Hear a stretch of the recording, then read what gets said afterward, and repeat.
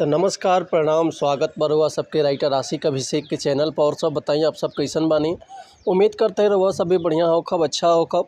तो रउआ सबन खातिर लेके आ गइल बानी बिल्कुल ब्लास्ट, बिल्कुल खतरनाक, बिल्कुल hit matter Bhojpuri Navratri special देवी गीत।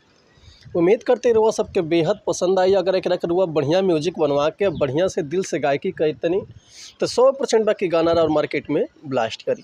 लेकिन ऐसे पहले रउआ सबन से एगो बात कहल चाहब कि अगर रउआ गायकी में इंटरेस्ट बा आ गायकी कल चाहतनी, गायकी रउआ के पसंद बा, गायकी में कदम रखले बनी, रउआ के बढ़िया बढ़िया मेटर नहीं मिलत, बढ़िया गाना नहीं मिलत, बढ़िया से तुकबंदी नहीं मिलत, बढ़िया रउआ सबन के म्यूजिक नहीं मिल पाओ, तो रउआ अगर हमारे चैनल पर आ गए तो रउआ सबन के निराश भइले के जरूरत नहीं है। काहे से कि रउआ सबन खातिर हम हर एक प्रकार के सॉन्ग लिखिले, हिंदी होके चाहे भोजपुरी होके, चाहे रउआ कोनो भी ट्रैक पर भोजपुरी गाना लिखवा सकीले, चाहे नया कंपोजिशन गाना लिखवा सकीले, लव सॉन्ग, ऑर्केस्ट्रा सॉन्ग, बेवफाई सॉन्ग, पूर्वी, निर्गुण, भजन, लोकगीत, लयदारी, रंगदारी, भक्ति भजन, विवाह गीत, विदाई गीत या देवी गीत या शिवचर्चा गीत या सैड सॉन्ग, चाहे वो अपना मनपसंद के कोनो भी गाना लिखवा सकीले, चाहे म्यूजिक बनवा सकीले, वो बिल्कुल चीज़ चार्ज पर। तो ये से कहल चाहब रउआ सबन से कि रउआ अगर हमारा चैनल पर आ गए बनी तो चैनल के लाइक कर दी, सब्सक्राइब कर दी, बेल आइकन प्रेस कर दी, ताकि कोनो वीडियो अपलोड करी तो सबसे पहले नोटिफिकेशन रउआ सबन के मिले।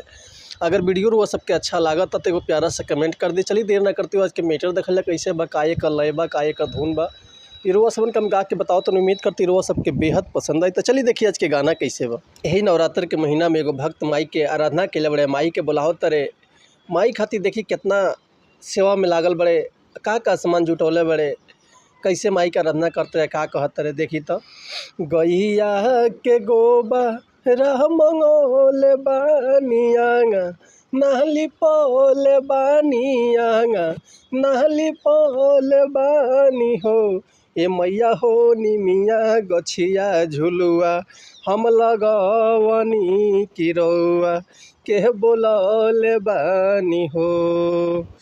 गहिया के गोबर मंगोले बानियांगा, नहली पोले बानियांगा, नहली पोले बानी हो, ए मैया हो निमिया गछिया झुलुआ, हम लगौले बानी रउआ, के बोलौले बानी हो।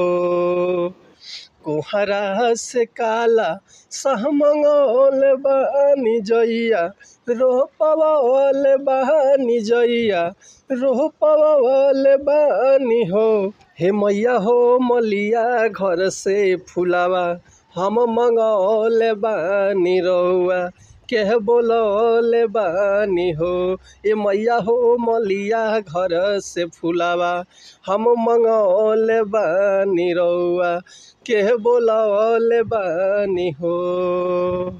तो उम्मीद करतनी मीटर रउआ सबके बेहद पसंद आयल हुई। अगर ये गाना के रउआ फुल लिखवावल चाहतनी, चाहे एकर म्यूजिक बनवावल चाहतनी, तो रउआ बेहिचक कॉल या व्हाट्सअप कर सकतनी। डिस्क्रिप्शन में हमारा कॉन्टैक्ट नंबर बा, व्हाट्सअप नंबर बा, तो रउआ कॉल या व्हाट्सअप कर सकते। रउआ के बिल्कुल उचित चार्ज पर बढ़िया से बढ़िया म्यूजिक आ फुल गाना मिल जाए रउआ सबन के। एक और बात रउआ सबसे कहल चाहब कि अगर हमारे गाँव में कोनो मिस्टेक होता तो भैया क्षमा चाहतनी, इससे कि हम गायक तो ना ही, रउआ सबन के खाली बता सकीले, समझा सकीले।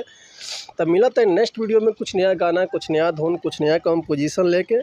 तब तक के लिए रउआ सबसे अनुमति चाहतनी। नमस्कार प्रणाम, जय हिंद, जय भारत, जय भोजपुरी समाज, हर हर महादेव, जय शिव शंभु, जय माता दी।